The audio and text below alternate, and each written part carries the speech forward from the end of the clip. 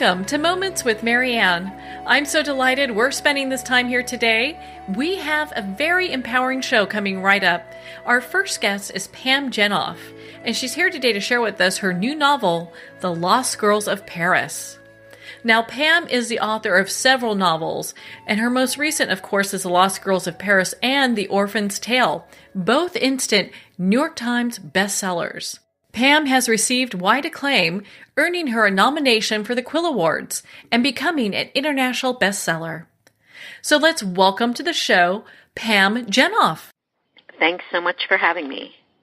What a pleasure it is to have you here, and congratulations. I hear your book is getting such great reviews. Thank you. I'm honored by the reception that it's received. Now, any author I know is very tickled pink about that. I know your book has just been flying off the shelves, and I would love for you to share with us your inspiration behind writing this book. So the inspiration for The Lost Girls of Paris came from the true story of British women who served in the Special Operations Executive, or SOE, during World War II. Now, SOE was created by Winston Churchill in the darkest days of the war, in his own words, to set Europe ablaze. And what he wanted was agents to drop behind enemy lines and engage in sabotage and subversion to slow down the Germans before the cross-channel invasion. But what happened was they found that male agents were very readily detected on the streets of occupied France. And so the idea came to send women over. And these women were recruited and trained, and they deployed, and they did all the same work as the men, radio work and couriering and such. And they did a really good job. However, through a series of betrayals, many of the agents, including some of the women, were arrested and killed. And so my book looks fictitiously at these agents and what might have happened to them. Well, when you found this tidbit of history and you were kind of doing your research into it, was there something that kind of surprised you as you were doing your research? A few things. One was the scope and the breadth of the heroic acts of these women. I've been working with World War II for over 2 decades. This is my 10th book, and I had never really heard about the women or their heroic work. And then, of course, the other thing was the betrayals, the notion that these women had been sold out, and there were a number of theories of how that might have happened, and some of them are rather shocking. Well, and it's interesting when we look at this period of time, most women, weren't this involved in the military when you look at it. I mean, there were some pilots that, I guess at one point they really needed pilots, but you look at just how women became operatives and what that meant. Yes, well, the really interesting thing when SOE decided they should recruit women was sort of, well, where are we going to get them from? Because they didn't have this natural pipeline from the military or the colleges that they did with the men. But women did come from all walks of life to train and deploy for SOE. Well, and so when we look at this, were there other bits of historical information that popped up that kind of collaborated the way that you wanted to take this story? Yes. So, it's interesting. My story goes from 3 points of view, and there's a woman in 1944 France who's one of the agents, and then the spy handler, Eleanor Trigg, and she's in London sort of looking after the girls and is very guilt-ridden and goes to find out what happened to them afterward. And then I have a character, Grace, who's in 1946 New York, connected to the story. So the interesting thing was not only the women who went to France, but this very enigmatic woman in real life. Her name was Vera Atkins, and she was the spy handler in London. And I fictionalized her as Eleanor Trigg. But Vera was a fascinating woman. She was not British. To a point, she wasn't even naturalized. She was of East European descent, and so she was very much an odd duck, and yet she found herself in charge of the female agents for SOE. It must have been just an insane calling. I couldn't imagine being in charge of people and their lives in that manner, And after it all went horribly wrong, she felt very guilty, and she went over to Europe to find out what had happened to the girls. Mm-hmm. Yeah. Well, and so when, because when we talk about fictions and historical fictions on this show, we don't really dive into it too much. And you've kind of shared a little bit with us in regards to the story. What else would you like to share? Well, the woman in 1946 New York is terribly interesting. Her name's Grace Healy, and she's what I call not quite a war widow because she lost her husband during World War II, but not to combat. She lost him in a pre-deployment accident. And so Grace is struggling with grief and guilt and trying to figure out what comes next when she finds a suitcase in Grand Central containing the pictures of 12 young women, and she sets out to find out who they are and return the suitcase. And it takes on from there. It goes on from there. Yes.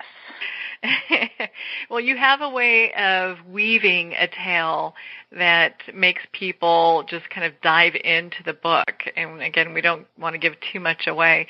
But let's talk about your writing process, because I know a lot of writers that listen to this show, often we get emails going, what is the writing process for something like this like? I mean, do you just know intuitively or by your gut when you get a piece of information, it's like, gosh, I need to run this down and this would be a great story?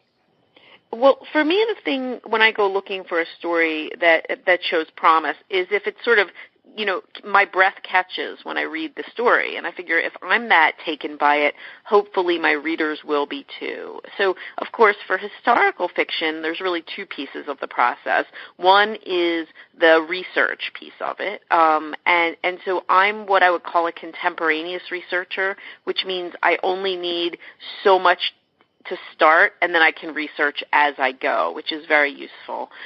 In terms of my writing process, I'm sure you've heard from other authors that there are two types of writers, plotters and pantsers. So plotters are those dear souls who have an outline and write chronologically and make it all look nice before they move on. And that isn't me. I'm a pantser, and pantser stands for seat of the pants.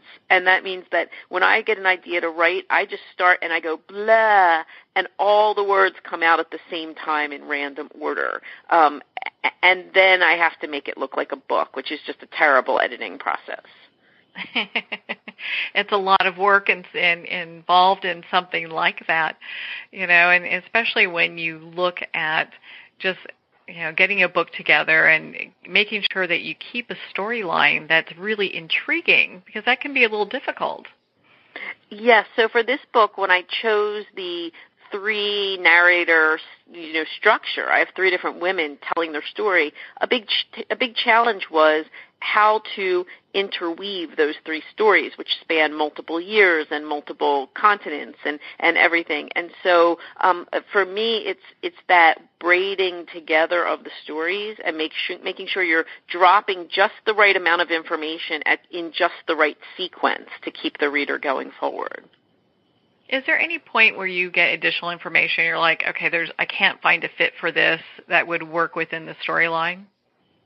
Well, it's funny. With historical research, I think one of the big questions is how to weave history and fiction. So the danger, of course, is always that I'm going to think something is so interesting that I'm going to want to put a big dump of material in the middle of the story in a way that will just slow down the plot for the reader. So that's perhaps the biggest challenge is, can I use this? Where can I use it? Can I break it up into small pieces? If not, can I set it aside to see if I can use it later, possibly? Well, and so let's talk about your intrigue with World War II. I mean, is this something that's been lifelong for you? Well, I did always enjoy the World War II, books. However, my real love for the period started about just over 20 years ago when I was a diplomat for the U.S. State Department, and they sent me to Krakow, Poland. And I found myself there at a wonderful moment when the country had just emerged from nearly a half century of communism. And all during the communist era, they had never been able to resolve their issues from World War II. They had no free speech. They simply couldn't do it. And so when I arrived, and I'm personally Jewish, I became very close to the Holocaust survivors. And the U.S. government saw my relationship and sort of gave me this portfolio of Holocaust issues. And for 2.5 years, that was my job in a way that was personally and professionally challenging and transforming. And so when I came back from those years in Europe, I knew that I was going to write a book based on what I had experienced there. was it quite a jump for you from moving from the job that you were in to writing, or is that something that kind of transitioned nicely? Well, I should say I still have a day job. I am proud to teach law school at Rutgers University, which I think is just the greatest place. And so I still juggle. But what happened with writing was I had always wanted to be a writer. I had never gotten started. And after diplomatic service, I went to law school, and I became a lawyer on September 4th, 2001, is the day I started practicing. 1 week later, 9/11 happened. And I had a real-life epiphany that I had always wanted to be a writer and that I didn't have forever to get started. So that was the moment that I started writing in earnest. However, I was still an attorney at a big firm, and I had $1,000 in student loan debt to repay every month. And so for many years, I wrote my books from 5 to 7 in the morning before I went to the firm each day. It's really interesting. I think a lot of times people feel that if someone's a writer, they don't do anything else. And so I love that you've shared with us that, of course you've got other things that you're involved in and busy doing. I have 3 small children, so I have 2 jobs and 3 kids, and, and frankly, I do better when I'm busy. When I'm not busy, it's almost a sense of too much time, and it's not my most productive state, I would say. Yeah, it's easy to see that, we're just with so much going on, and, writing isn't the end game. That's for most people, it's a passion. It is. For me, it's both it's passion and it's job, I have to take a business-like approach to it and sort of move forward every day as well. Well, and so, you talked about how you kind of carve out time in your, to do writing and create this book. How long did it take from the time you decided on the topic to the book going to the editor? So Lost Girls of Paris is my 10th book, and I used to write a book a year, but I'm getting older, the books are getting harder, and I have really discovered that for me, both creatively and commercially, it's advantageous to slow down a bit and do a book, every 1.5 to 2 years, really. So it varies in the process, and also it's a question of when you say a book is done, what does that actually mean? Because my books go through really heavy editorial rounds, and we have to build in time for that too. So, I'd say more than a year and less than 2 years. I guess done is relative. Yes. I know we've had authors here that have shared with us that, even when the book is on its way to the publisher, they're still making changes or changing the plot. And sometimes it can be a lot of work to kind of get that going. Oh, I don't even want to tell you that right now I'm still asking if we can make changes in the next printing. Well, then maybe there'll be a special surprise in the next printing. You never know. Well, and is there ever a time, especially with the Lost Girls of Paris, has there been a time where you have maybe gotten stuck during your writing process? I'm sorry, say that one more time. When I have gone back during my writing process. When you were writing the Lost Girls of Paris, was there a time when you kind of got stuck during your writing process? So in general, I have a theory that I don't believe in writer's block, and let me explain why. When I was a lawyer, if I had said, I'm just not motivated to write a brief today, I would have lost my job. And so I try and keep the writing on that same kind of forward path. But that's not to say I don't run into, gnarly bits, brush that's hard to get through. And so I'd say one great challenge with the Lost Girls of Paris was the mystery solving. So if you think about Grace, she's my character in 1946. She's in essence solving a mystery about the spy handler Eleanor and the lost girls as she's trying to figure out who the photographs belong to. And I might have set her in 2019, the front story character, but I wanted to show that piece of life in the U.S. after World War II. The catch is that in 1946, it's really hard to solve a mystery because you're not just going to hop on a plane to London or hop on the Internet or something like that. So one particularly tricky part about this book was figuring out how she could piece together the clues in a way that was plausible for 1946. Yeah, it's not just like picking up a phone and going, okay, we're going to make this work, Exactly. It's so much different. Well, When people are reading The Lost Girls of Paris, what would you like them to take away from this book? Well, it's interesting. I don't set out to write a particular theme before, when I'm writing a book. It usually comes out retrospectively and oftentimes in conversation with readers. I think that The Lost Girls of Paris has a theme of the trust that we place in our government and whether such trust is warranted. So that's perhaps one question readers might think about. Additionally, however, this is really a book about strong women, and this book has been optioned for film. It's my first one to do so, and one of the people involved in the production has said this is really a book for the Me Too movement, the Me Too moment when women everywhere are finding their voices. So those are a couple of themes that come to mind. I think that when we look in the 1940s, it's starting to emerge now, but there's not a whole lot of strong women characters, and this book does bring that forward.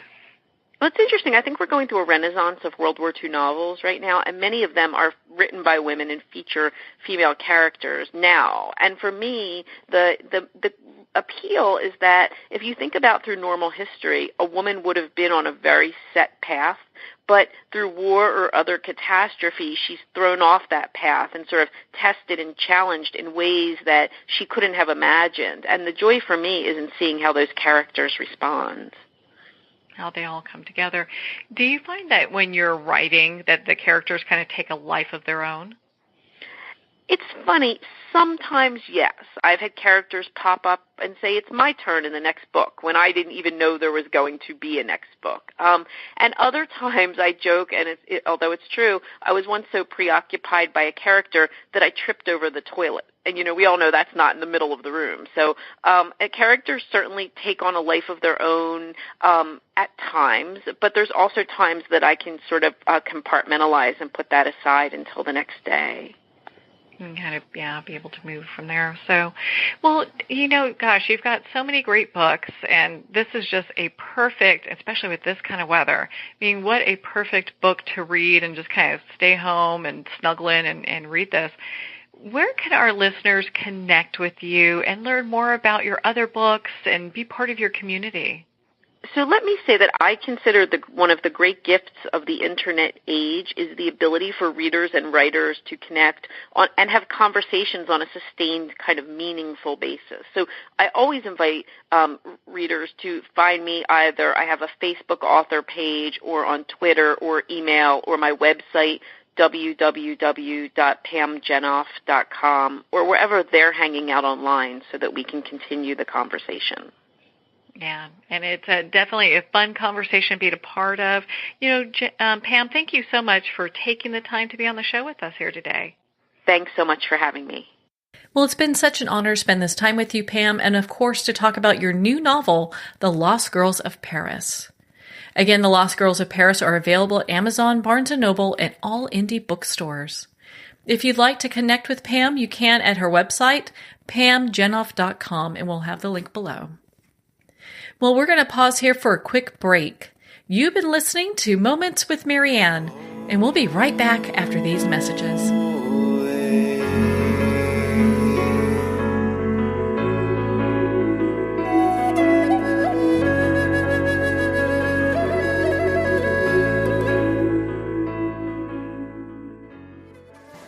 Internationally recognized and award-winning author Judy Goodman works and teaches outside the box of limited thinking. Working with people from every walk of life, her goal is to empower you to be the best you can be, no matter what the challenge is. Born with the gift of seeing beyond our normal vision, she has an extraordinary gift of working with every challenge. Teaching beyond conventional wisdom, her work is described as life-changing. Visit judygoodman.com. That's judygoodman.com.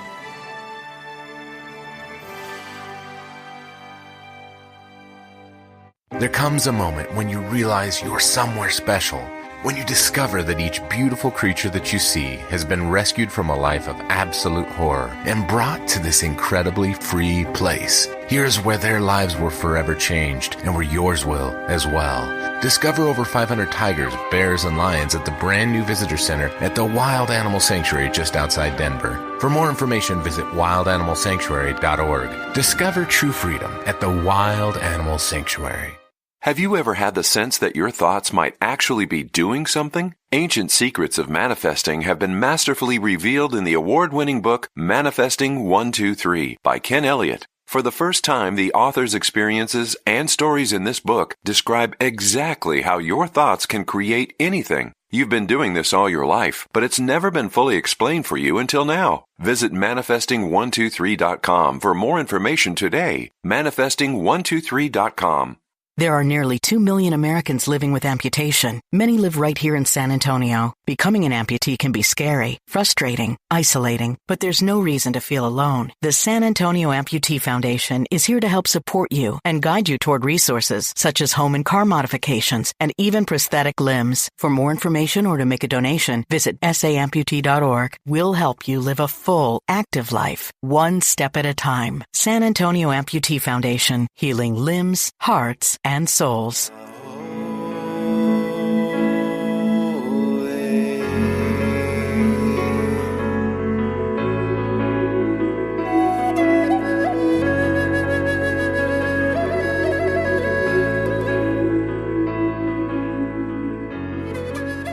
Welcome back to Moments with Marianne. We're here today with special guest ayn-cates-sullivan, who's here to share with us her new books, Legends of the Grail and Heroines of Avalon. Ayn attained her BA with honors at Holland University and her master's and doctorate degree in literature from Columbia University and King's College London. After co-owning and running the Healing Center of Santa Monica in the mid-90s, she moved to Santa Barbara County, where she continued to offer private consultations and workshops for people interested in their heroine's journey. In 2016, she began her return to the Blue Ridge Mountains of Virginia, where she now lives. Her educational experiences coupled by life led her into the studies and practice of what makes one whole. So let's welcome to the show ayn-cates-sullivan. Thank you. It's so good to be on.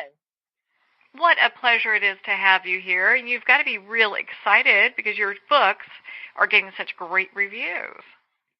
That's always a good thing. You always hope. Well, and I'd be amiss if I didn't mention it's also getting a lot of book awards. You've won multiple book awards on both these books, so it's very exciting. And I have to ask, what started you down this path? Because I know that you've been following the Celtic goddesses for some time. Well, what really got me going was my grandmother. These grandmothers will sit you down in their kitchen by the stove, and they'll start telling you tales of other countries and other worlds. And I grew up in Virginia, and the farm that we lived on, my grandmother lived on, had been a land grant from the King of England. So there were all kinds of stories about the men who were buried in the backyard. And I was fortunate when I was older to get an overseas research award to King's College London, where I obtained my doctorate eventually. It was quite the effort. But anyway, I got there and I was able to go to Bamborough Castle, where the Knights of Northumbria were meant to be from. So that's our lineage. And it just made me curious. I just had to go to these old stone circles and find out about my lineage and my DNA and how my ancestors operated. So that's what got me going. That's kind of moved you in that direction. Well, and so when you started to, follow kind of this thread, and you're taking the stories that your grandmother's given you, and you're starting to do the research, at what point did you decide, hey, this is what's really like feeding my soul? I think, maybe this is true for many people, but there was a certain point where I should have been at the top of my game. I had been a model, and I was getting my doctorate, and I had everything going for me, and I felt empty. I just felt this emptiness, and I started reading stories about the Arthurian legends, which appear in Heroines of Avalon, and there are stories about the wasteland, and that when you feel emptiness, that means that you've somehow gone off track spiritually. And so I decided to go on a quest to find out what my connection with spirituality was, as opposed to maybe other things I'd read about or churches or temples I'd been in, I wanted to go and discover my own true nature. And so I did the Arthurian quest. So they started out with the hero's quest, wound up on a heroine's quest, but you go out in that tradition, you go out looking for the four hallows. So you go out looking for your sword of truth and your cup of wisdom and your spear of light and your stone of destiny. And so I actually literally did that and went to all along the west coast of Ireland, digging up stories and finding things, and all through Cornwall and south of England, actually all over England and Scotland, and also into France, and discovered these stories that opened up, really literally opened up to the mythic imagination. This, I call it the in-world, where archetypal beings live and they can become your guardians and your friends and your companions. And it's this journey that you're kind of taking with them. Yeah, they reveal it. They're also challengers. The challengers are interesting too. They generally, the challenger, based on the hero and heroine's quest, tends to appear in the hero's quest. It tends to be the Green Knight or somebody along those lines who threatens to behead you, which is basically getting your head on straight. And on the heroine's journey, and the hero's journey too, it's the old woman of the world, the hag goddess, and she's also an amazing tester, challenger, to help you understand your truth and your diamond, the diamond of who you are, not the false self. The false self leads you into the wasteland or the land of despair. The true self is more of the diamond, and sometimes it's a diamond in the rough. We have to find it, but it's the diamond, and the diamond contains the truth of what it is we're here to share. You know, who we are as unique individuals, and the truth is really different for each person, like a snowflake. You know, it's just each person has a different quality, a different capacity, something different to offer and share. And it's exciting when you find it. You know, it really is, and it kind of brings me to your book, Legends of the Grail, and how you dive into just kind of the rebirth, and I think in many ways, of the sacred feminine. And I'd love for you to share, you know, why this story is so important. So I was talking about the way we quest for our hallow. So in the first two books in the series, Legends of the Grail is the first one, and Heroines of Avalon is the second. You can read them completely separately because first is Irish, second British, but I wrote them simultaneously. And this is about finding the hallow of the sacred cup, the Grail, the Caldron. And it starts in the beginning in the Celtic tradition. In the Celtic tradition, the Grail is a cauldron of rebirth, and you go questing for it to really discover who you are as a feminine being. And both men and women discover this. And I think maybe in my life at the time when I was doing this research that I might have done really well in academia, but I was missing what the true feminine was. In fact, I don't think I even understood what that was. And so going and didn't even really have mentors. I would walk through the halls at the Bodley in Oxford and Trinity College in Dublin and look at all the busts of all these white men, which was great, except that I was sort of young and fair-haired and very feminine. And I wanted to find these sort of the truth of what the feminine was for me. So in the west of Ireland, going along, following the path of W.B. Yeats and Lady Gregory and some of these characters who really brought the Irish stories back to life. And then there's still a literary renaissance going on in Ireland. There's golden age going on. Anyway, in those stories, you find these wonderful characters. You find warrior goddesses such as Skayach, who, if the old warriors such as Cuchulainn wanted to become a true leader, a true hero, he had to jump a 22-foot ravine. He had to face this woman who would either kill him or challenge him until he became the diamond that he was. So the very first story in the book is about Caesar, and that story comes from the Liber Gabala, which was for a long time considered the history of Ireland. And it starts out with this woman who's the granddaughter of Noah. It's a biblical story. She's the granddaughter of Noah. She's not allowed to board the ark because she's in the wrong lineage. And she knows that the flood is coming, and she's concerned. And so, what do you do if you're not allowed to board the ark? You're not the right person. You've been demonized in some way. You just build your own ark and set sail, which is what she does. So I love her courage and she's ferocious, but she's lovely. And in Liber Gabala, Caesar and her 50 friends and her herd of horses are the first people to step foot in Ireland. And so she's the beginning of the goddess tradition. So that's very fun. It has such great, when you hear these stories and these myths, it has such great meaning, I think, because people, they look at this and they're like, wow, okay, this resonates, and they can see where this goes back, because somewhere along the line, women have been demonized and they've been kind of left behind. That was what's so fun about finding these Celtic stories, because if you look at the Roman, I love Roman and Greek mythology, but the feminine is almost always the lunar goddess, the one that's going to reflect the light of the masculine, which is fine.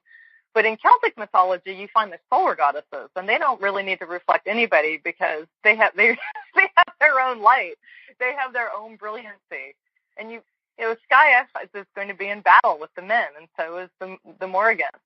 And there's actually a solar deity. She was worshipped. I thought this was actually quite fun. She was worshipped. Early time. Some of these stories go back. The story of the Cailleach goes back 10,000 years. So we're talking about stories that are very ancient. So Anu, or Anya, was one of the very first goddesses of Ireland. And there are these two little mounds, these sort of hills in the southwest of Ireland, and they're called the Paps of Anu. And they made these little sort of chimneys, and they would light her nipples in the spring to celebrate the fertility of the goddess and the blossoming of the land. I always thought that was pretty wonderful. But Anya appears in the story too, and it's a great way of looking at we can each tap into our own brilliancy. And when I say that, I usually think of the color yellow. And when we tap into our own internal solar goddess, then we're not afraid to shine.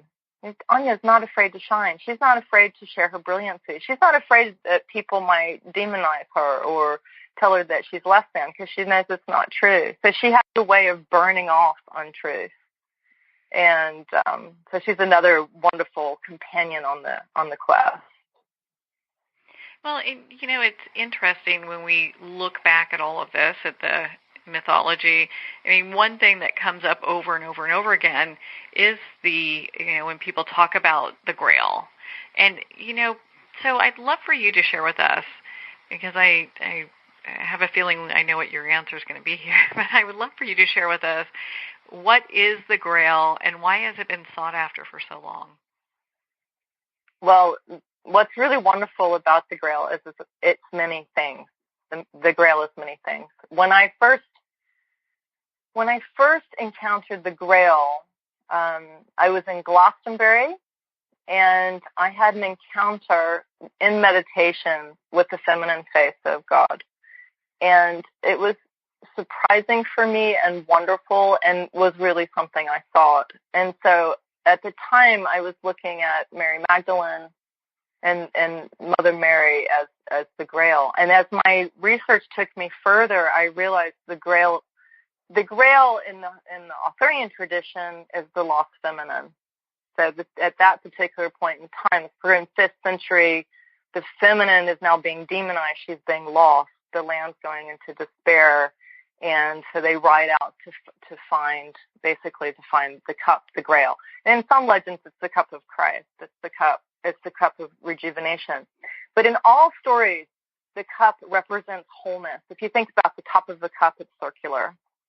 And so when you really go for the Grail, what you're going for are all of the aspects. In Britain, there are the 13 treasures of Britain. In all of the Grail stories, there are 4 hallows. So we're going to find, and sometimes it also can appear as a green stone, an emerald sometimes a blue stone. But basically what it is, it's the spark of light that resides within you that's a divine spark. And so on the quest, quite often you meet a challenger, and the challenger tends to be a woman, and she holds a cup. She holds the cup that you might or might not be able to sip from. In those days, they had the tradition of the well maidens, and so you go looking for the sacred well, and you hope that one of the Grail maidens arises. Or in the Irish tradition, older tradition, you might go to some place like Loch Rue and crawl on your belly into an ancient cairn, into the depths of the earth, and put your back against a stone. And in both ways, what you're doing is you're remembering the dreams of the earth. You're remembering that you're clay, that you come from the soil, and that there's a spark of light. Sometimes Anya will remind you that there's a spark of light. Sometimes you see it in the belly, sometimes the heart, sometimes the head. But there's a spark of light in you that's eternal. And when you find the Grail and when you sip from the Grail, that never leaves you. That spark of light is with you forever. It's with you forever anyway, but it becomes into your consciousness. And so there's a type of joy and a type of hope that is with you for them from that point forward. Well, it seems that there's been a lot of misconceptions possibly about the Grail, or maybe, because I think a lot of people have chased it or, chased after it thinking that it's a great source of power. Well, it is elusive, and I don't, and like I said, I think the Grail, when you find the Grail, when you find your wholeness, everyone's a different snowflake, so you might find something different. But if you think of the crusade, so this is rather fun. I found out in my research that Eleanor of Aquitaine was my 25th grandmother. She was a queen of France and England, and she actually rode on the Third Crusade to the Holy Land.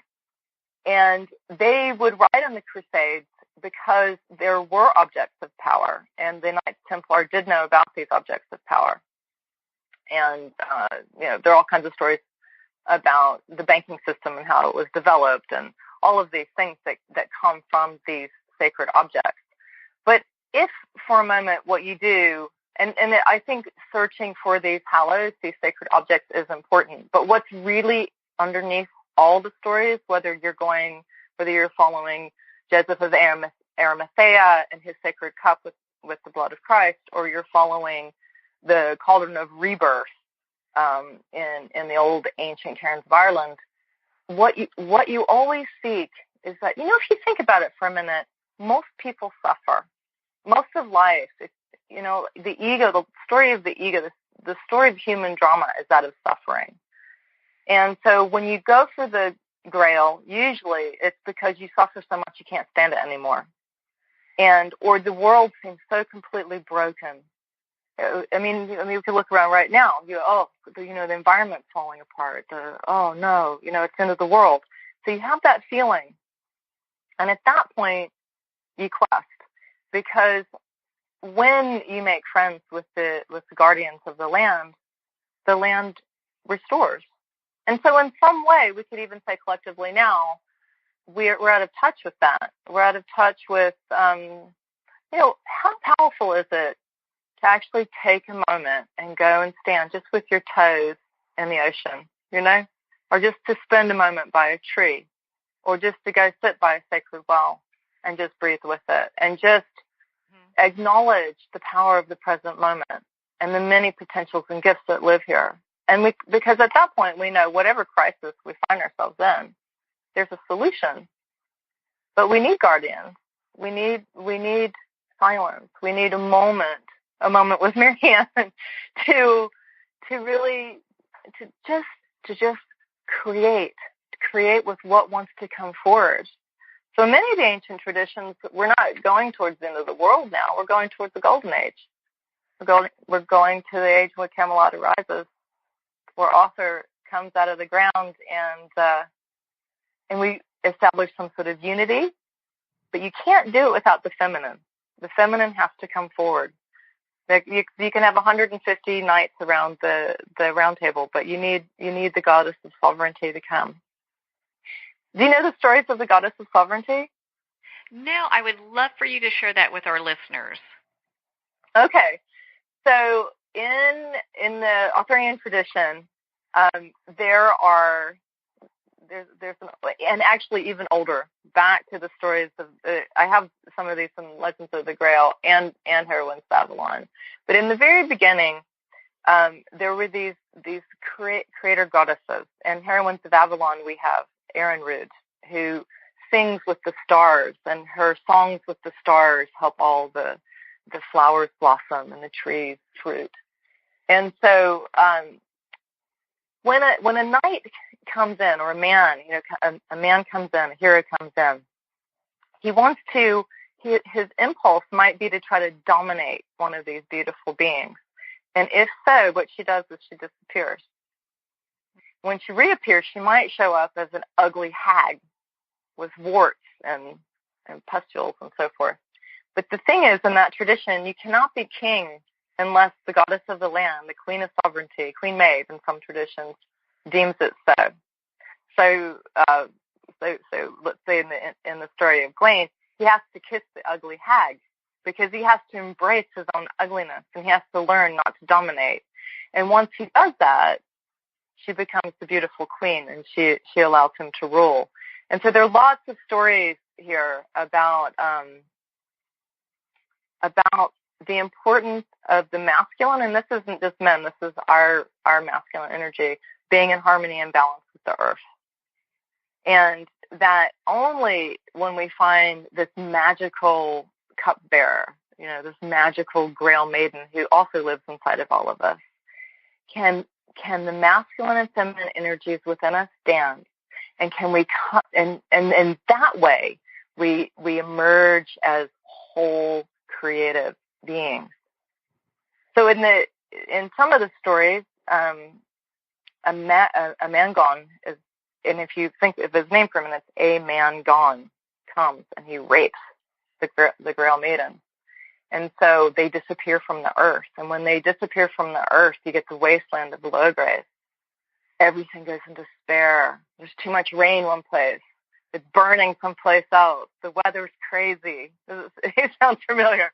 And so he has to make peace with her, with the feminine. He has to go back and say, oh, gosh, I'm really sorry. I haven't listened to you. I didn't honor the flowers. I didn't honor the trees. I didn't honor the sky. I didn't honor everything that was already here.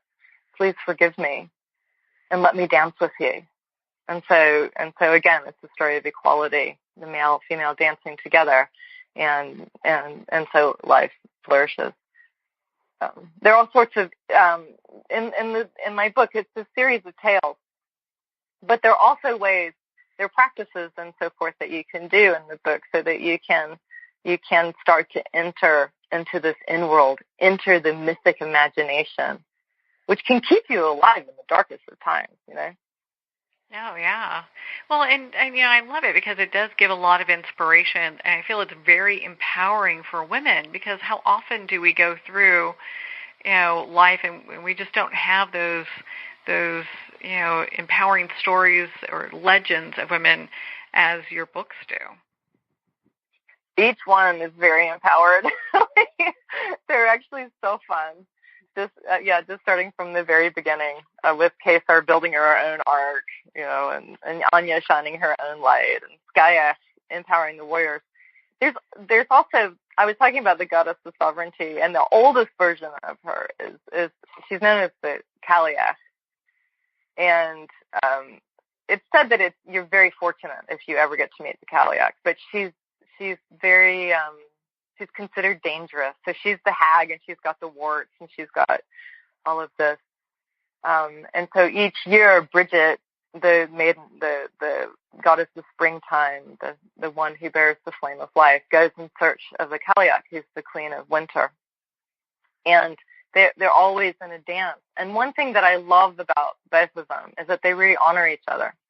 And they remind us that each phase of life is important for a different reason. And we don't have that much in our culture. In our culture, the springtime goddess is very admired, maybe even the summer goddess. But once you get into your crone years, you're seen less.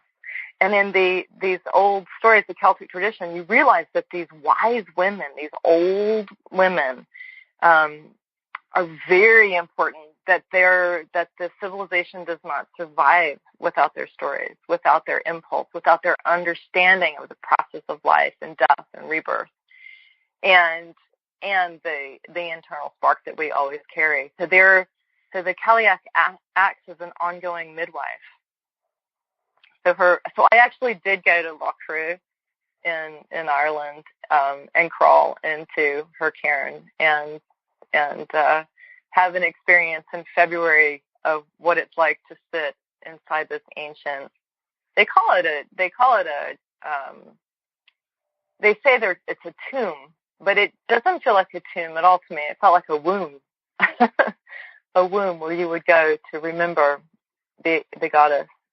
And then she's got a wonderful stone on the Bear Peninsula, which is down below Cork in the southwest of Ireland. And you can go there, and in that tradition, when a king would die, they would be sent out west into the setting sun. And so you can actually go there and contemplate what it is to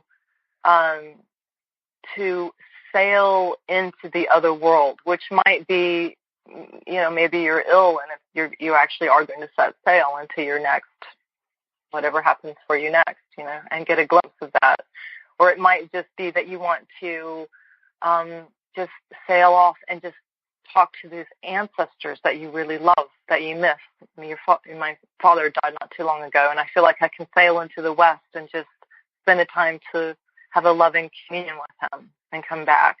So she's one of the deities that helps with the connection of the other world, the thin veils, the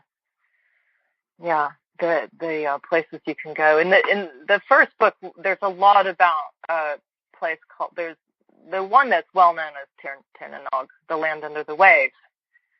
In this book, it's Tirnaban, which is the land of women. And so these are the women that can, when called, can come forward to help you.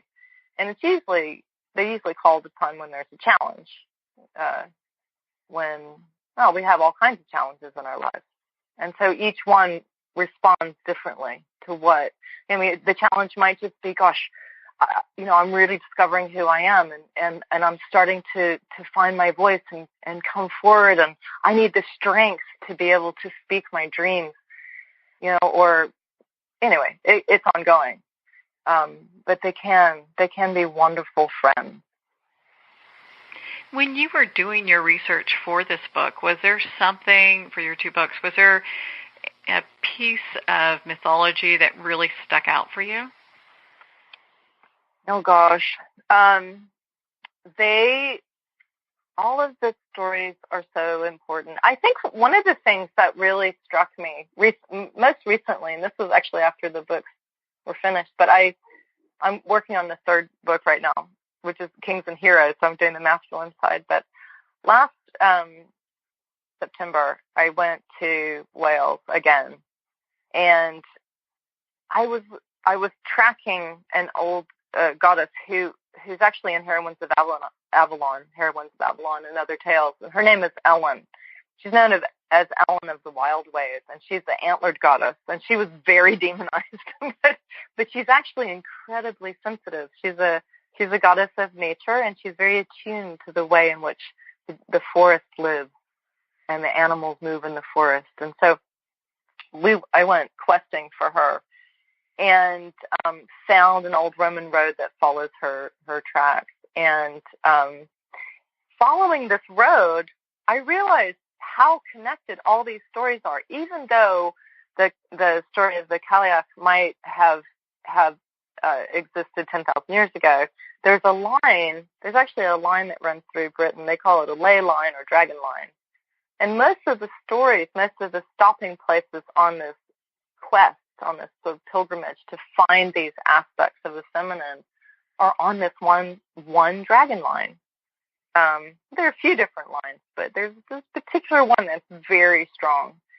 And so I was curious about the Druids, and if you listen to Caesar, he's going to say that they committed sacrifice and that all the things.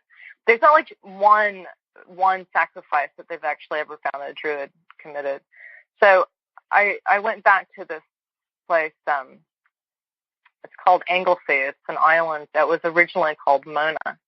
And it was where the Druids and the Druidesses were trained, because I wanted to know what it was like to be immersed in a world where you were invited to be a seer.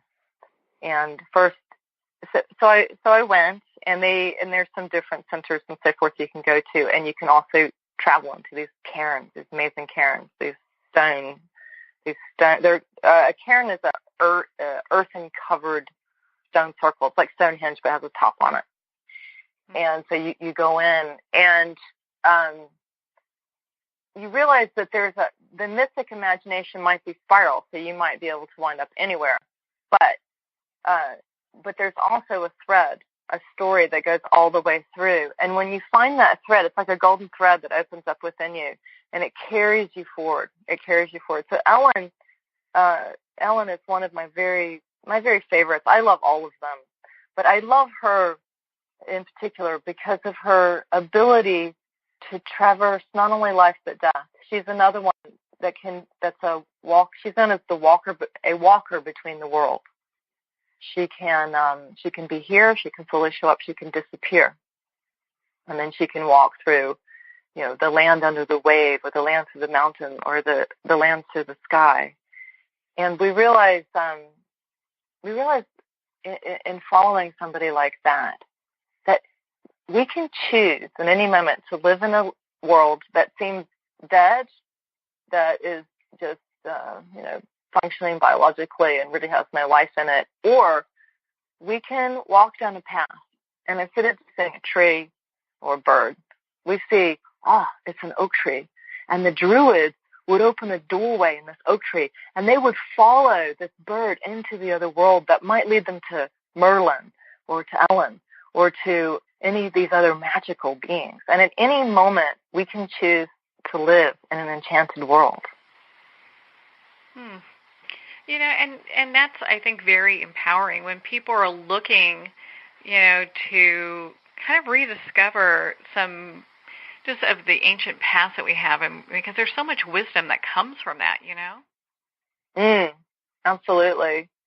Well, and the Druids were fun because you couldn't be a Druid unless, first of all, you had to be a bard, and you had to learn 250 stories of your people.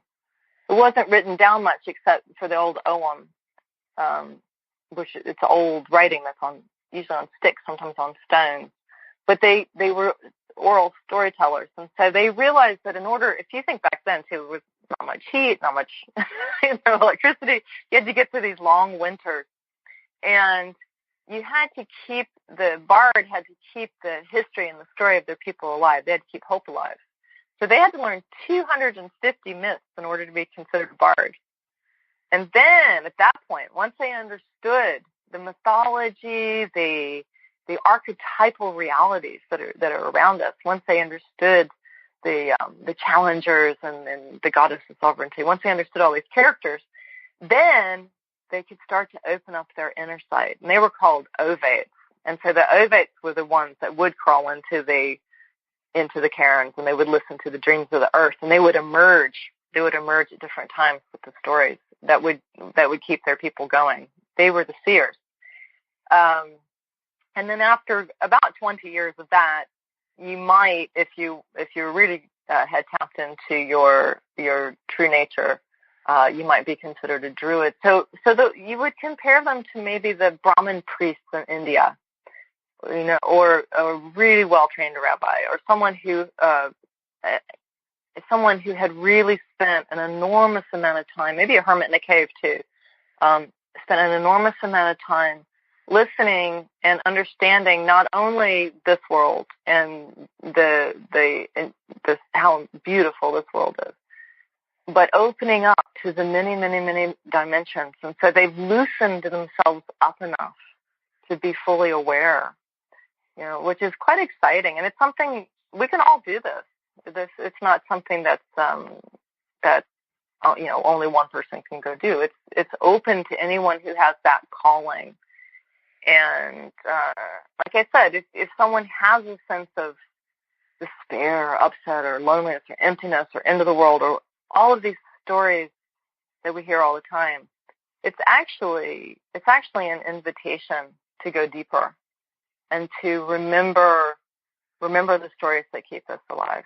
And yes, these are 14 stories of women who had enormous courage and overcame demonization. And I don't know if you had a chance to read the story of Blue Iwith, but she's quite an interesting one. Oh, yes, I did, and I would love for you to share that, because I think our listeners enjoyed that one immensely.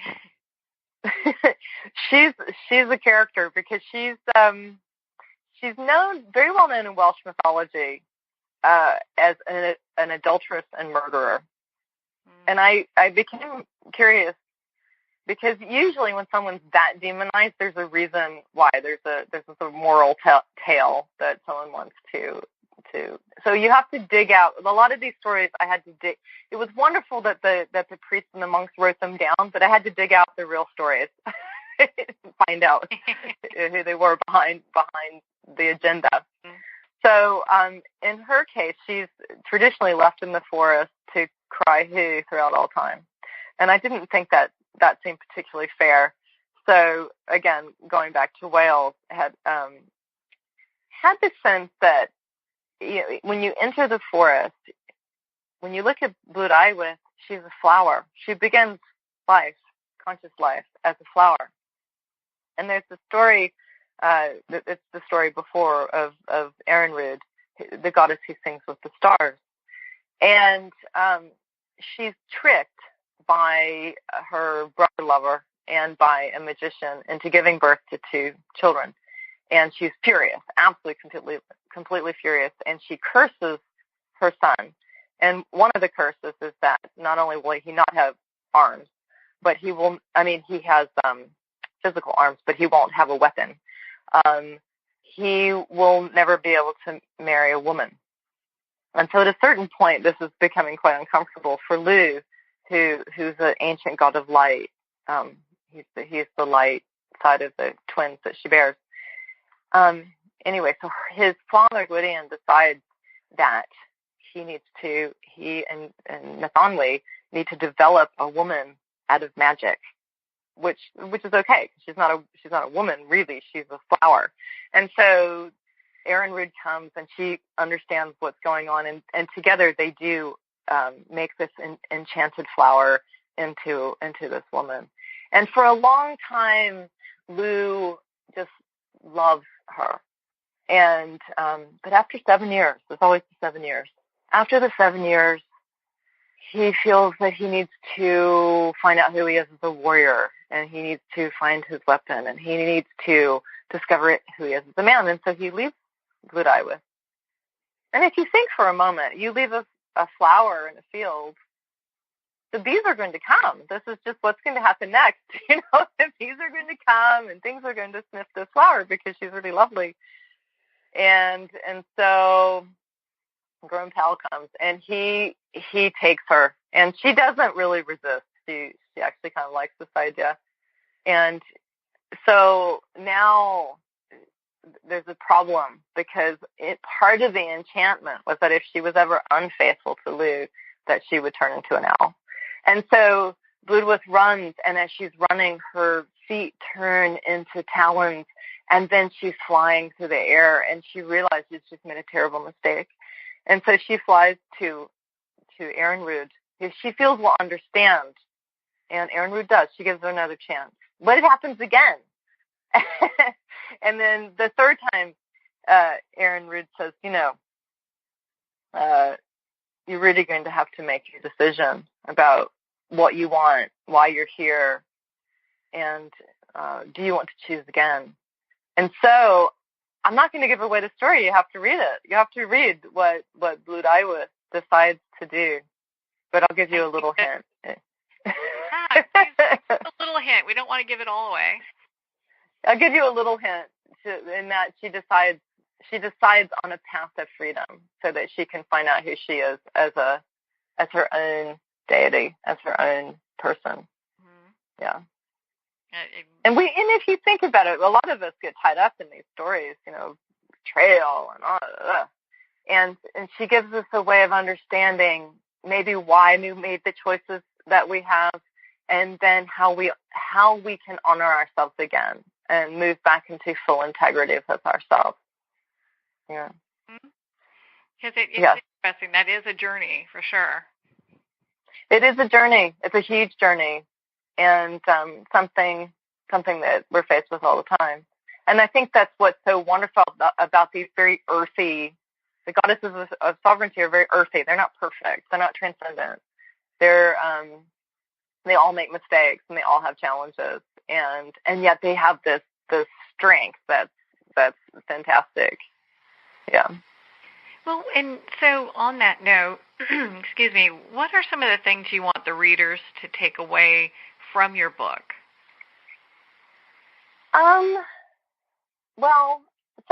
One thing, like you were saying,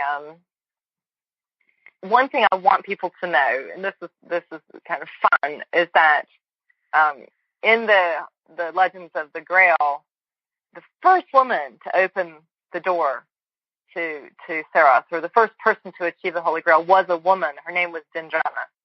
And so there was another woman who achieved the Grail too. Her name she was a Grail knight and Grail champion. Her name was Elaine. And so we're not left out of the round table. In most movies that you see women, it's all about the knights.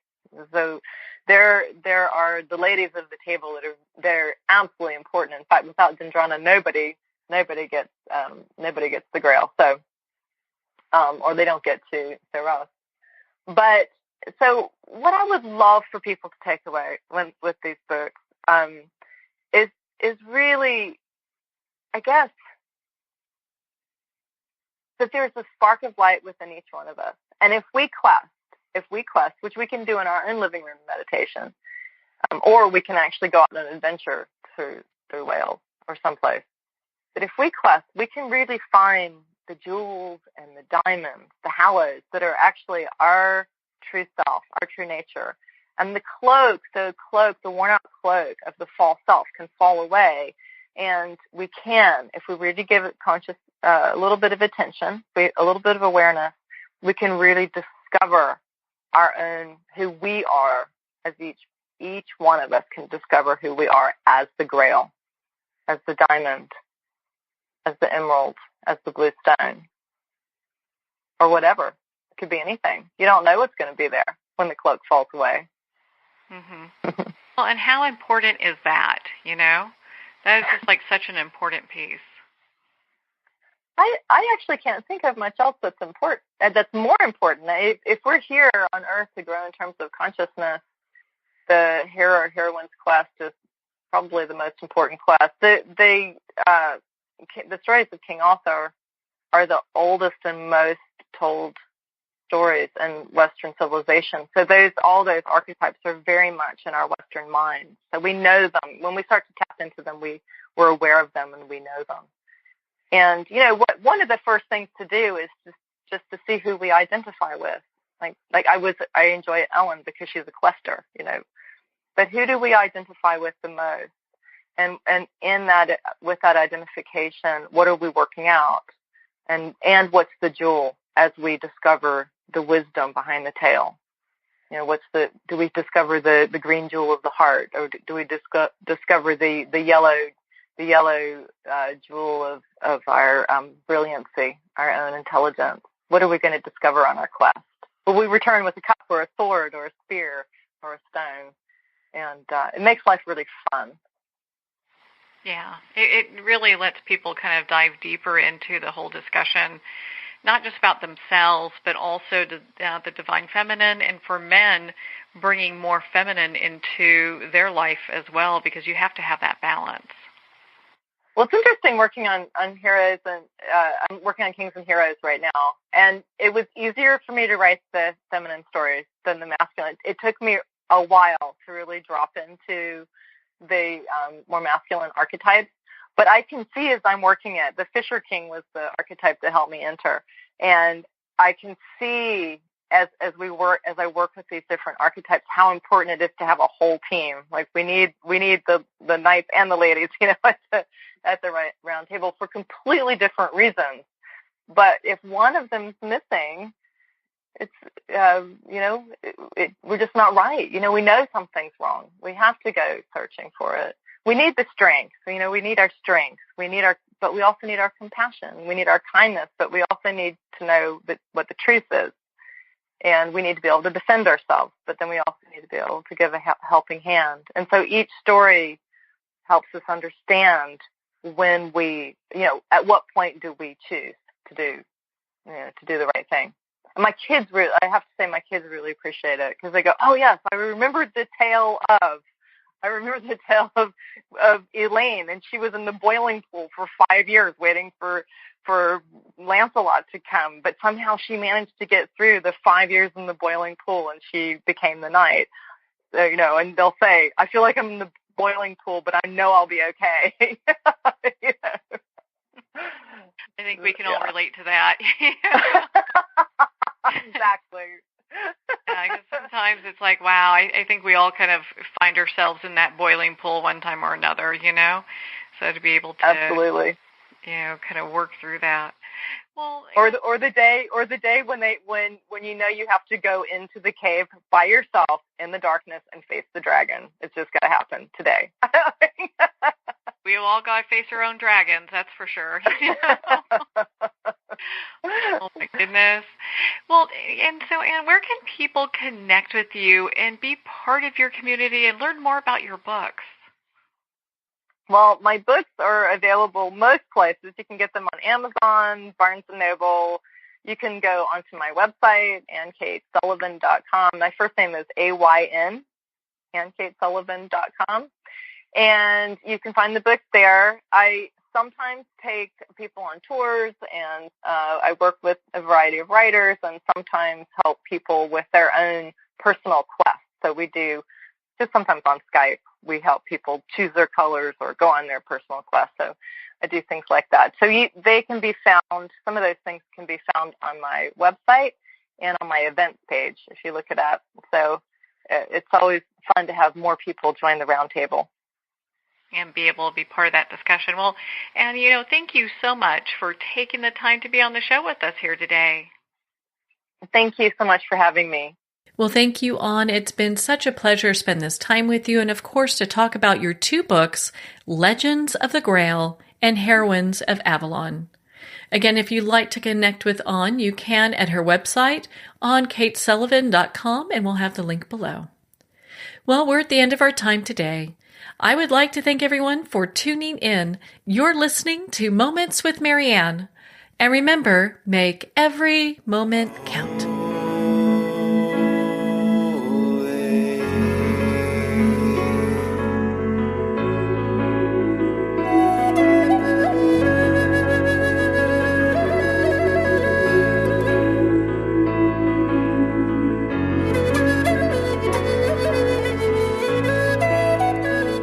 In a single moment, your life can change. Moments with Marianne is a transformative hour that covers an endless array of topics with the best of the best. Her guests are leaders in their fields, ranging from inspirational authors, top industry leaders, and business and spiritual entrepreneurs. Each guest is gifted and a true visionary. A recognized leader in her own work, and while teaching others to develop, refocus, and grow, Marianne will bring the best guest and sometimes a special surprise. Don't miss this. You never know just which moment will change your life forever. Moments with Marianne airs every Sunday, Monday, Thursday, and Friday at 8 p.m. Eastern and 5 p.m. Pacific Time. Make sure to tune in and visit momentswithmarianne.com for more information.